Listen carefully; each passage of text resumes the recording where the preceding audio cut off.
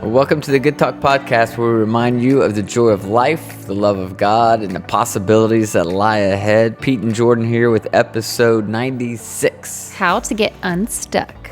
Yes. I think it's kind of a good topic heading into fall. Like in Tennessee, school starts next week. And so for some reason in my brain, it's like when that goes back, everything else kind of goes back into kicks in gear. Yeah, it's kind of, for some reason my brain kind of takes a break in the summer sometimes. And I feel like once school goes back, I feel like my brain's like, oh, we need to go back to school too. I like this topic because if I was standing in front of 1,000 people and I said, raise your hand if you feel stuck in at least one area of your life, I think 65% of the audience would raise their hand. I bet more.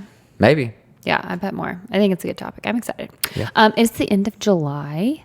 Crazy. Which is crazy, but it also means that Pepper's turning 2 and I am unwell. I am not okay with it. Really? Yeah. I'm just pure excited about it. I know, but there's something in like my heart that's just sad because it's really like the baby years are really done. Not that I don't. I feel like there's a lot of baby years still left. I know. And parents of like 10-year-olds are probably like, she's still a baby. And I know that, but in my brain, like she's 2 now and she's acting 2. Very much right so.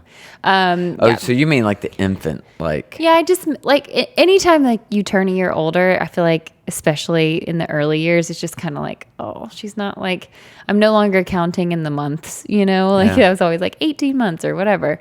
Now it's just like she's 2 and I'm so grateful she's 2. It's going to be easier because people ask me all the time, how old is she? And I'm like, 14 months, 16 months, 17 months, around 18. Now I can say she's 2. Yeah. She is 2. So much easier. We had a little birthday party in Georgia for her. So we're kind of alternating each year where we do the big party because a lot of my family's all my family's in Georgia and my family, all your family's in Tennessee. So we're just trying to alternate it so that everybody gets to share the love. But we did a big one in Georgia this past weekend, and the theme was it's not my first rodeo, it's my second. So I had all the cow prints, it's like a and disco cowgirl kind of theme. Yeah. It was awesome. Disco balls and cowboy hats. She had a blast. It was fun, and I just love planning parties. Like it's everything I thought about for a long time. I just love doing that. And now that you're like a legit influencer, we even got like lots of free stuff sent I'm not to a us. legit influencer, but I did get a lot of free stuff, which was great. That's kind of what we ended up being like, here, this is your birthday present, Pepper, but like we didn't pay for it. But anyway, it was so fun. And then her actual birthday is tomorrow. Woohoo. So we'll do a smaller party here with we'll have the boys family. And I'm going to try to do like I always try to do a DIY like photo shoot with her. So I remember like this was her on her birthday. So I'm going to do that. We're going to take her to lunch at Rainforest Cafe, which people probably think is so cheesy and dumb, but she loves it. She does love it. It's like all the animals and they come to life every like 30 minutes. So we'll see if she even eats because she's going to be so like preoccupied. But yeah, it's crappy food anyway. It is. It's all probably frozen. It's very expensive frozen food. That's okay. That's part of it. But they got an awesome theme going there. Yeah, it's cute. So, yeah, it's going to be fun. It's been a great summer. It's hard to believe. I've got 2 boys heading back to college in like that's crazy. 2 weeks. Yeah, one of them is the first time going to college. Yeah. So I have a senior in college and a freshman in college. Yep, and a junior in high school and a 2-year-old. Yeah. That's crazy. I can't believe school's going back in town. Calculator can't even do that math. What do you mean? Like all the different ages. Oh, I know. It's a actual shock that you remember how old they are at any given time because you have to keep up with lots of that. But anyways, I love it. Summer's almost over. Yep. Hey, Pepper and I are traveling with you for the first time for one of your up to Detroit trips to Northridge. Up to Detroit. So we're going to go like the first weekend in August, which I'm super excited about. Yeah. If you have any tips for flying with a 2-year-old for the first time. Oh, man. Send them. I know. We'll see. She is so high energy and like loves people. So she's going to be in her element thinking everyone's there for her. And hopefully we're just going to have to strap her in and she won't think she has an option to get up and walk around. Yeah, that's the goal. But anyways, we will be up there. That's her first flight ever. So I'm really excited. I haven't been with you on a trip like that for work since before Pepper. So I'm excited. I know, me too. I can't wait. It'll be awesome. Anyway. You want to talk about getting unstuck? Ready. Oh, man. I'll tell you what, like, so as a life coach, I'd say the vast majority of clients that initially contact me because they are stuck in some area. It could be professional, it could be relational, financial, lots of different areas, but they're stuck. And it's pretty easy for me in a one-on-one situation to drill down. In an hour, we can drill down on exactly what's holding them back, set some new goals, blah, blah, blah, do some stuff to kind of get them going on their way. It's a little more difficult, this topic, when you're addressing, a large group of people via a podcast, and you don't know where each of you who's listening to this right now, where you're stuck. Yeah. So I got to keep it kind of general. But I think there's a few things in here that if you do feel stuck in some area of your life, this will be really helpful. And so there's 6 things. The first one is this. You got to ask yourself if you're actually really stuck. So right now, you're listening to this podcast, and some of you just have this general feeling of, I'm behind, right? I'm stuck. I'm not where I want to be. But you really have to start with, am I really stuck? I mean, maybe the reality is I'm in a season.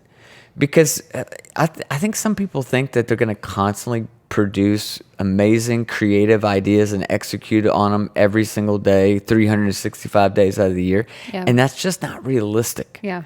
It's like I look out at my garden, which is behind us. You can't really see it in the frame. I love my garden, don't I? Yes. I eat out of it every day.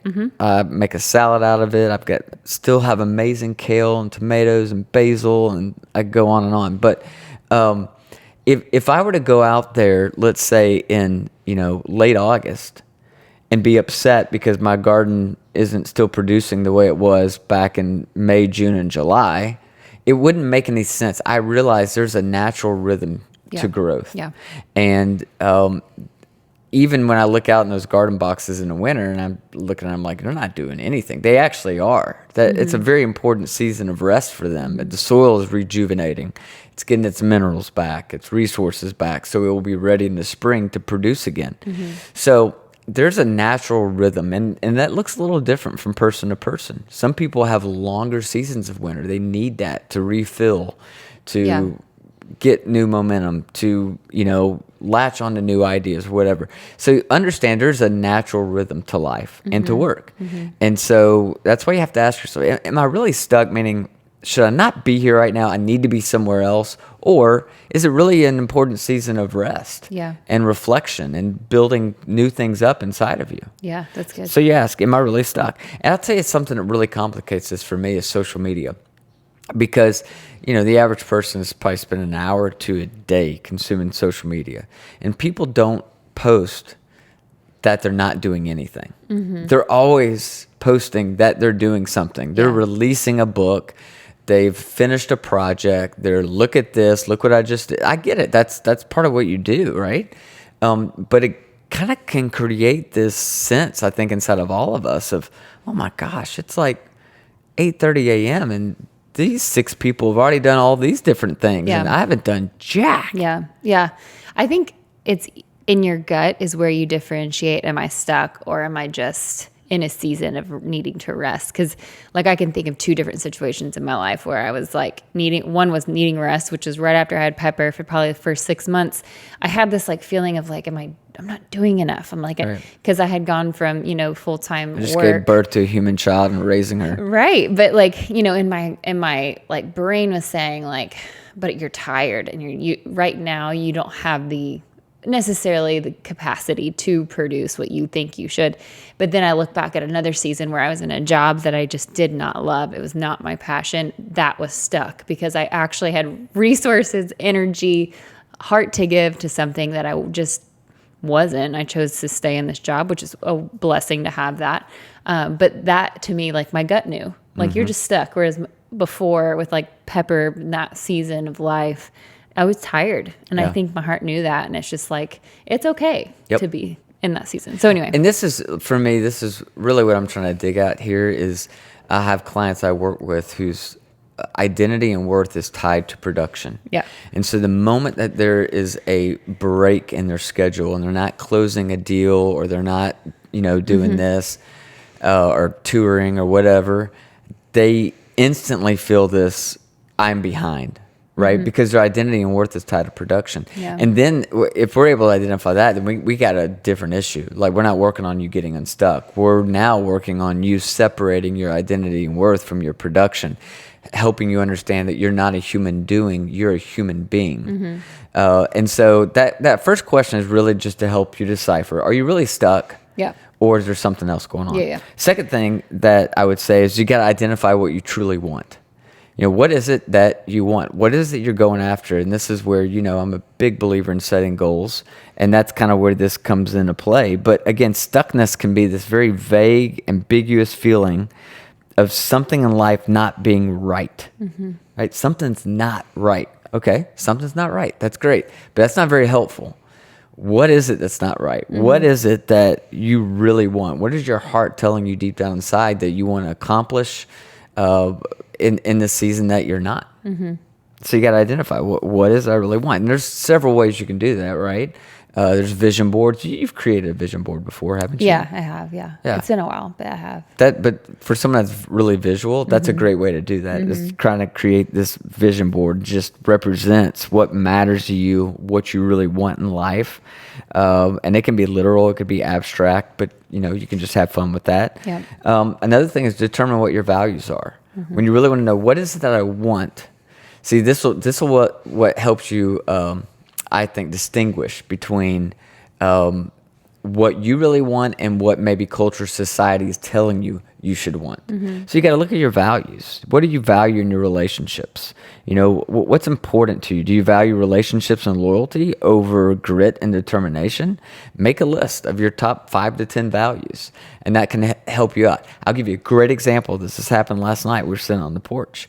So yesterday was just kind of an odd day for me. I worked in the morning, but I didn't have a ton of work that I had to do in the afternoon. And so I made a choice. I wanted to help you out a little bit. Took Pepper to the pool for an hour, came back, did a little more work, and then I went golfing with my 3 boys. And then that evening we put Pepper down, and you and I are sitting on the front porch just in a rocking chairs talking. And I was like, wait, today was a perfect day. Because when I was sitting there, my first feeling was I didn't do enough. Yeah. I could have, again, I have a line of work where there isn't a finish line. There's always more people you could coach. There's always more studying you could be doing. There's something you could be writing. So it's never over. And I was sitting there and I started to feel this sense of, you should have done more today. And then I thought about my values. And for me, obviously valuing family above everything, it's like, no, wait. Today was I did do some work. Yeah. And I also got some great quality time with my kids. And I'm getting quality time with my wife right now. Like, it's a great day. So evaluating my values helped me kind of see what it is that I really want. Yeah, and help make decisions based off of that. Yeah. I think there was a season of life where I felt like really stuck, and I would talk to you about it, and we would eventually narrow it down, like, when in your life have you felt the most alive when doing things? And it doesn't have to be vocational. It can be anything. It can be like, oh, when I was, planning that birthday party, or when I was helping a friend, do X, Y, Z. And you can take little things like that where you think it's just an enjoyment or a hobby, but actually finding things within that light your soul on fire, and then finding ways to put that into your path. So I think that was a very practical way for me to figure that out too, of like, okay, I just need these elements in, my life to feel like I have some purpose and to feel like I'm not stuck in a mundane or content state. Yeah, it's a great point. Yeah. Third one is change your perspective, which won't become much of a surprise to you that I include that in there, because I think this is key. I mean, that feeling of being stuck really is a mindset. Yeah. It's an oppressive one, but it's a mindset. And negative thoughts don't have to hold all the cards. And so often what I try to help people do when they feel stuck is to take that particular situation once they've identified it and say, is there another way that we could look at this, right? How else can I see this situation? How will I feel about the situation in a week or 3 months or 3 years? What would my 80-year-old self looking back on my life say about this situation? It's important to get perspective, because often when you're stuck, it kind of is accompanied by this sinking feeling, and you might only be stuck in one area of your life. Let's say you're stuck physically. You're not where you want to be physically. You haven't been working out much. You're not seeing results from whatever it is you're trying. You just feel stuck. all the other areas of your life might be going really well. Yeah. But you have this sense that your whole life is sinking just because one slice of it is. Now, it's an important one. Your health's important, just like work's important. Your relationships are important. But again, this is going back to identifying what it is and then giving it perspective, a different perspective than you might have like when you sense that stuckness coming on. I like the idea of thinking like, what would your 80-year-old self say? Yeah. Because when you're 80, you would look at the entirety of your life and be like, you thought that was bad? Like, you thought that season was hard? Why didn't you just jump in when you had the capacity to do that? I love that. Well, a lot of people, coaches, writers, use the what would your 8-year-old self say? And I get that, but I think what your 80-year-old self would say is much more useful. Yeah. Because that 80-year-old has perspective and wisdom and life under their belt. Yeah. And you actually do too.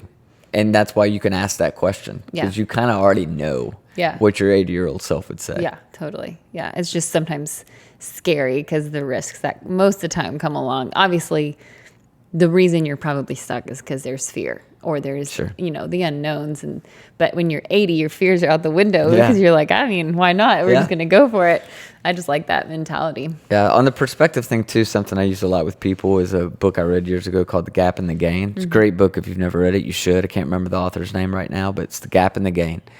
And he talks a lot, and I love using this with clients of, you have where you started in life whenever you started something new, right? Or you started being concerned about who you are, how you carry yourself, how you think, how you are to certain skills. So you have where you started. And then everybody has this ideal. And then you also, somewhere in between those two, where you started and the ideal, you have where you currently are.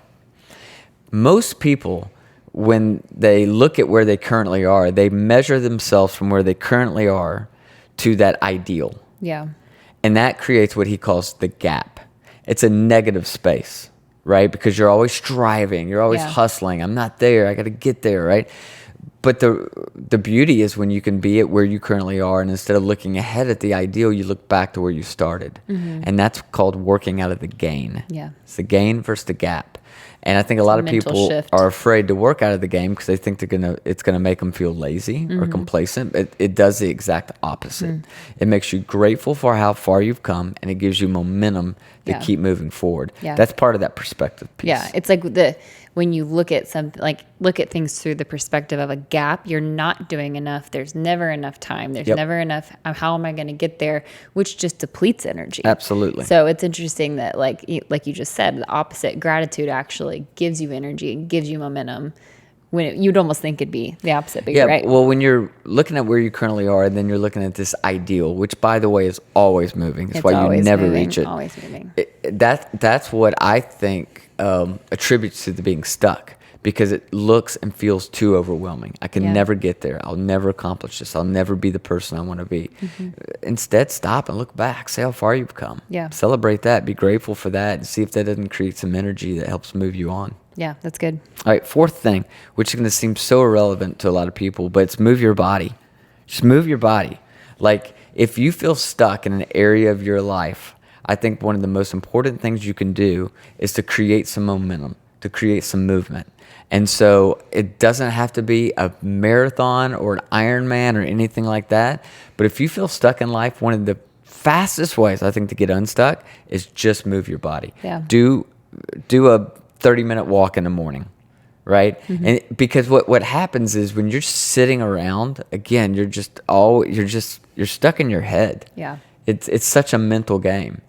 And part of breaking through that, I think, is just moving your body. Get out, do some yoga, go for a walk, stretch your neck, shoulders, arms, just move. Yeah.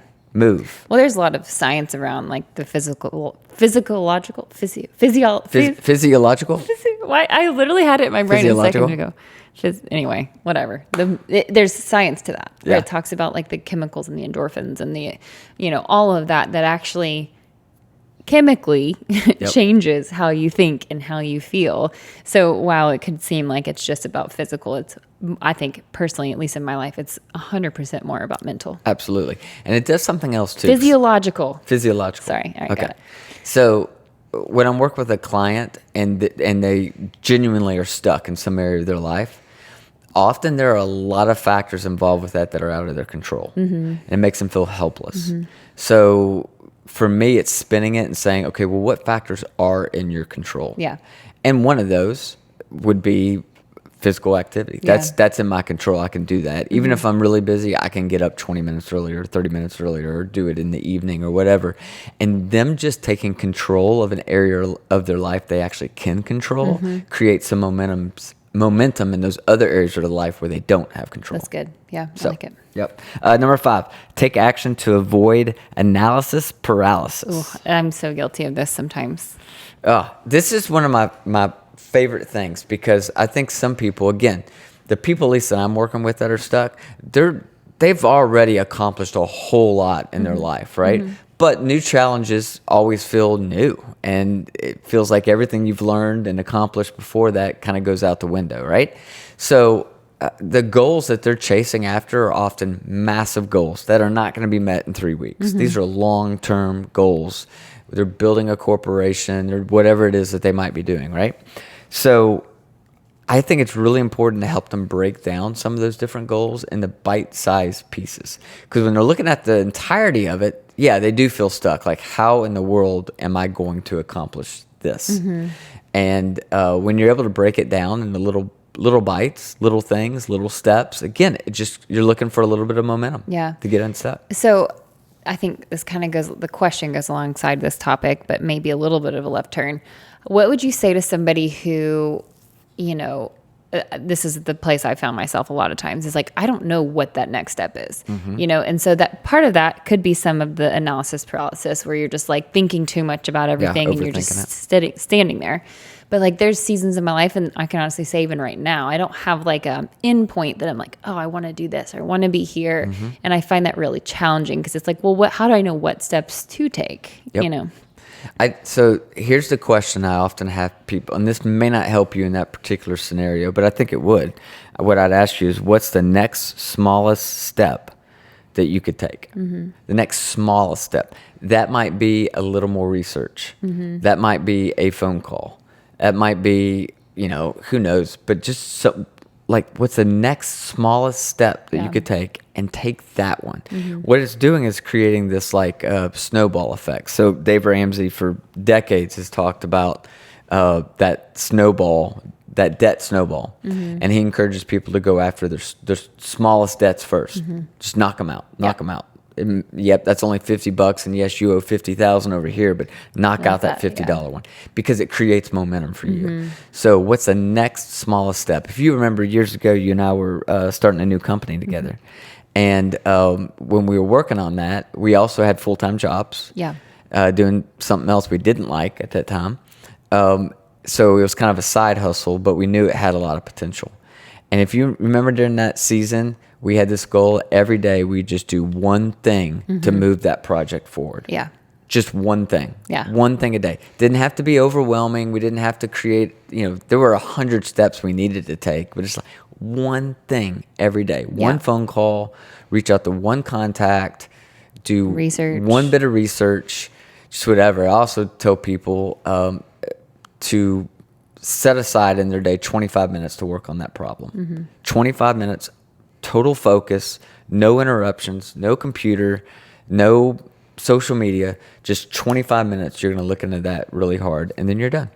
I found there was this, I guess it was an Instagram video, and it was talking about the importance of that, a consistency of chipping away at one thing.